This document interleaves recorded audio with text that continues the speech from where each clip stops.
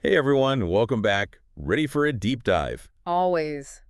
What are we diving into today? Today, it's all about this thing called the Fawn response. It's Yeah. a tricky one. We're going to be jumping into Chapter 7 of Pete Walker's book, Complex PTSD, From Surviving to Thriving. Great book. And, lucky for us, we have expert name here to guide us. They're a clinical psychologist, so they know this territory better than almost anyone. Well, I don't know about that, but I'm happy to share what I know. We talk a lot about fight, flight, freeze on this show. Right. But Fawn always seems to be the quiet one at the party. Yeah, it does kind of get drowned out, doesn't it? So let's shed some light on it. What is fawning, anyway? Well, you've probably encountered it before and not even realized it. It's the coworker who never says no even when they're totally swamped. Oh, yeah. Or that friend who's always apologizing even when they've done nothing wrong. On the surface, it can look like politeness or helpfulness, but under the surface, it often comes from a fear of conflict or disapproval. So it's more than just being a people pleaser. We're talking about a much more deeply ingrained pattern. Exactly. This is a survival mechanism, not just a personality quirk.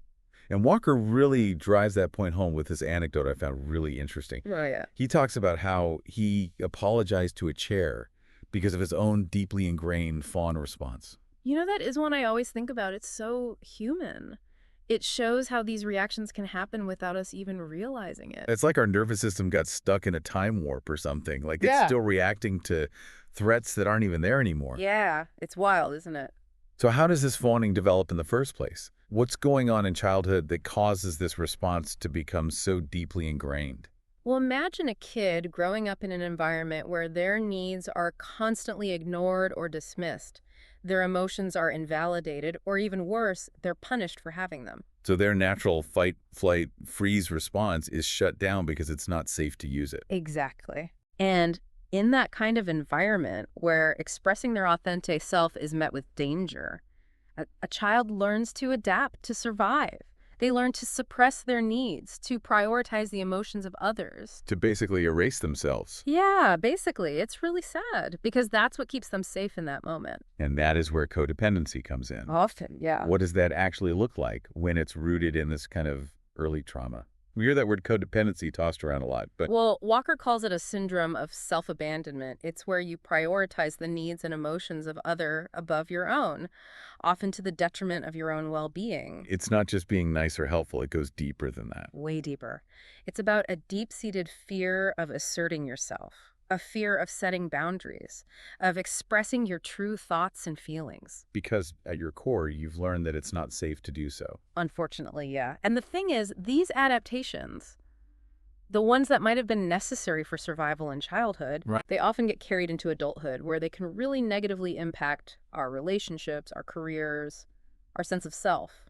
That's the thing about trauma, isn't it? Yeah, It has a way of hijacking our present based on wounds from the past. it really does. But before we get into how to break free from these patterns, I want to make sure we really understand what these patterns look like. Because codependency, just like the fawn response itself, can be pretty sneaky. Oh, for sure. It's not always obvious. Sometimes we can live for years without realizing how much these patterns are impacting us. So we've been talking about how these deeply ingrained fawn responses can actually turn into codependent patterns in adulthood. Right. And it's easy to get stuck in that aha moment of recognition. But there's a way OT of this, right? We're not stuck here. Oh, absolutely. Understanding the why is really important, you know? But it's the how of change that really makes a difference. Right, of course, yeah. It's like, what's a good analogy? It's like debugging code. Once you found the problem, you can start actually fixing it. Okay, I like that. Debugging our internal code. I'm into it. Yeah. So what are some of the tools Walker gives us to, debug our own programming? Well, one of the most powerful and often the most challenging is grieving the loss of self. Grieving the loss of self. See, now that sounds heavy. Yeah. What does that even mean? It's about, really letting yourself feel the pain of having lived for so long with all those shoulds and have-tos, those people-pleasing reflexes, you know? Okay. It's about letting yourself feel the sadness, the anger, the grief that comes with realizing how much you've shrunk yourself, how much you've sacrificed your own needs just to, I don't know, keep things peaceful or get approval from others. So no more pushing those feelings down. No more minimizing the impact it's had on us. Right. We have to actually let ourselves feel it. Yes. Exactly. Because it's in the feeling, in the acknowledging that healing can actually begin. It's like, if you think about an actual physical wound, you can't just slap a Band-Aid on it and pretend it's not there, right? Right. You have to clean it. You have to let it breathe. You have to give it the space to actually, truly heal. So we grieve that loss, but then we rebuild, right? We start to create something stronger, something healthier in its place. So what does that rebuilding process look like? Well, assertiveness training is a big one. Oh. And before you roll your eyes and think self-help buzzword, hear me out. Okay, fair enough. We're talking about relearning how to actually identify your needs and your boundaries and how to express those in a healthy way. Which, for someone whose survival has depended on not doing that, Right. can feel really terrifying. It can. It can feel like walking a tightrope without a net. Absolutely. But the good news is that we don't have to go from 0 to 60 in a second, you know? Right. It's about starting small. Maybe practicing saying no to a small request. Okay. Or just voicing a different opinion, even if your voice shakes a little at first. Like building a muscle. The more we use it, the stronger it gets. Yes, exactly. And as you practice those small acts of self-assertion, they become easier, they start to feel more natural, and you start to realize that you can actually express your needs without the world falling apart, right? That you can disagree with someone without being rejected or abandoned. It's incredibly empowering. You know, this is making me think about those emotional flashbacks we talked about earlier. Yeah. If our nervous system is still kind of stuck in that survival mode, Yeah. it seems like those flashbacks could really sabotage any attempts we make to set boundaries. Oh, absolutely. Emotional flashbacks are like little time travelers from our past, you know? Yeah. They just show up unannounced and completely hijack the present moment.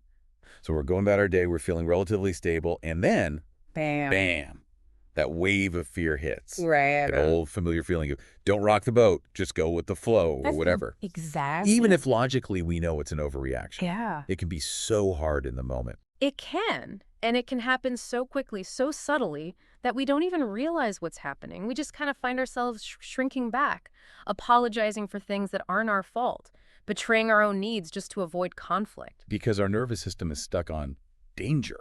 Danger. Exactly. Even when the danger is long gone. So how do we manage those flashbacks?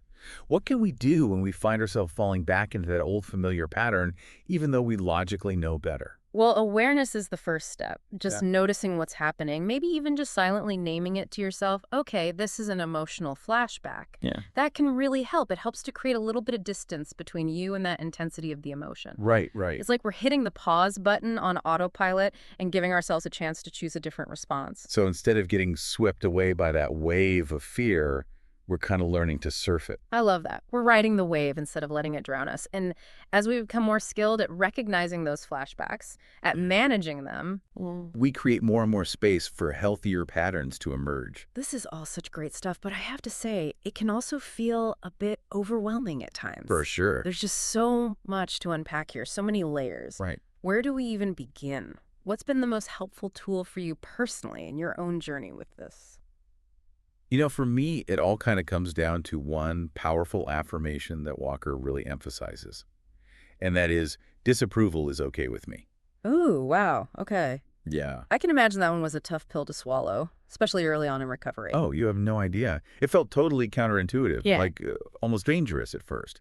But the more I sat with it, Yeah. the more I realized how truly profound it is. Because you see, for someone who has spent their whole life equating approval with safety and worthiness, Right. accepting the possibility of disapproval, that means confronting a deep-seated fear. Yeah. It's like challenging the very foundation on which your sense of self has been built. Exactly. Yeah. But here's the thing. When you give yourself permission to be disapproved of, Yeah. you're also giving yourself permission to be fully authentically you. Because we're no longer twisting ourselves into knots trying to please everyone else. Right. Trying to be all things to all people. Exactly. You're free to show up as you are, imperfections, and all knowing that not everyone's going to like you, not everyone's going to agree with you, and that's perfectly okay. So it's not about becoming immune to disapproval or even seeking it out, you know, Right. but just recognizing that it's just a normal part of the human experience. Yes. It's about making that radical shift in perspective, where disapproval, instead of being this thing to fear or avoid at all costs, it becomes neutral. Okay. It's just information. Yeah. It doesn't define you, and it doesn't have to control you. I love that. So we're starting to reclaim our power. We're Yeah. learning to work with those emotional flashbacks instead of letting them run the show. We're embracing the idea that disapproval is okay. Yes. That's already a lot to process. Ah. But I feel like we've only just scratched the surface here. Oh, for sure. What else does Walker have for us on this topic? Well, he dives even deeper into the complexities of codependency by talking about different ways that these patterns can show up. And that's where things get really interesting, because he talks about codependent subtypes. Okay, codependent subtypes. Now I'm intrigued. Yeah, it's really fascinating stuff, and I think it's something that will really resonate with your listeners, because it highlights that codependency isn't one size fits all. It shows up differently in different people. Okay, I am definitely on board. Let's unpack these subtypes. What are they? And how can understanding them help us break free from those old patterns? All right, so we're back and ready to unpack these codependent subtypes. Because, like we were saying before, codependency isn't a one-size-fits-all kind of thing. It really isn't. And when we can really identify our own, particular brand of codependency, it can help us target those patterns more effectively. Makes sense. Walker talks about 3 main subtypes: fawn freeze, fawn flight, and fawn fight. Okay. And remind me, how are those different again? Right. So let's start with fawn freeze, which is probably the trickiest one to spot. Tricky how? Well, imagine someone who is so used to putting their own needs last that they barely even register them anymore. Wow. They've become experts at silencing their own needs, their own voice, so they might stay in unhealthy relationships or jobs for years and it's not even that they're necessarily afraid to leave, it's that they don't even see that there is a way out. Yeah. Or even that they deserve a way out. It can become this really painful cycle of self-erasure. It's like they've taken those early messages of, your needs don't matter to heart. Really taken them to heart. Yeah, exactly. And sadly, this subtype can be really vulnerable to manipulation and abuse. Oh, absolutely. Because they might blame themselves for the abuse or minimize it because deep down they've learned to believe that they deserve it. It's heartbreaking. It really is. But, at least knowing about this subtype, being able to name it, Right. it gives us a chance to recognize it in ourselves and in other people. And maybe that's the first step towards actually breaking free. Knowledge is power. I love that. So fawn freeze. What about the Fawn flight. fawn flight? Yes. Yeah. Tell us about those folks.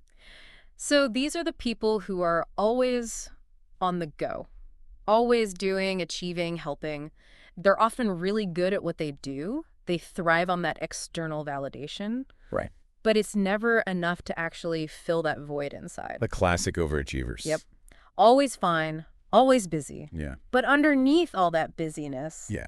there's a whole lot of running going on. Running from their feelings. Exactly. They're masters of distraction. They stay busy so they don't have to deal with all that icky stuff underneath. It's not that they don't feel those things. Right. It's that they've become really adept at outrunning them. Exactly. And then we have our last subtype, fawn fight. Okay. And this one can be a little more complex, I think, because these are often people who are deeply caring and nurturing. Okay. But their way of showing love can become a bit much. A bit much how? Give me an example. Think about the overprotective parent. The one who smothers their kids with love and intention, but also really struggles to let their children make their own choices, their own mistakes. Right. It's that I'm doing this for your own good kind of thing. Yes. Or the partner who is always trying to fix everyone. They offer all this unsolicited advice, all these solutions, even when it's not wanted or helpful. Because their need to give, to help, to control. Yes. It's all coming from a place of fear. Exactly. It's about unmet needs. They're trying to create a sense of safety and security in their relationships Right. by being the one who's indispensable, the one who's always in control. But of course, more often than not, that backfires. Yeah, it creates more distance than it bridges. Mm-hmm. And didn't Walker say that this subtype is often misdiagnosed? Yeah, it's true. This one often gets confused with borderline personality disorder. Because they can both involve that fear of abandonment. Right. And difficulty with boundaries. Right. But with fawn fight, it's important to remember that, underneath it all, they're really craving that intimacy and connection. Right. They're just going about it in a way that's ultimately self-sabotaging. It's all about understanding the why behind the behavior. Exactly. The motivations that are really driving those patterns. And once we understand those, both in ourselves and in the people we love, we can start to approach those dynamics with more compassion, more understanding. This has been so insightful. So as we wrap up our deep dive on the fawn response, is there one key takeaway you want to leave our listeners with today? I think the biggest thing Walker's work really highlights is that healing is possible. Yes. It's not about magically erasing those patterns overnight, Right. but it's about learning to recognize them, understand where they came from, and respond to them with more self-awareness and compassion. It's about reclaiming our power, one boundary, one act of self-care at a time. Yes, exactly. And remember, you don't have to do it alone. Find your people, reach out, connect. Healing is always easier when we're not going it alone. So well said. And to all our listeners out there, remember, you are worthy of love and belonging just as you are. Don't be afraid to step into your power, to embrace your authentic self, fawn response and all. Until next time, keep exploring.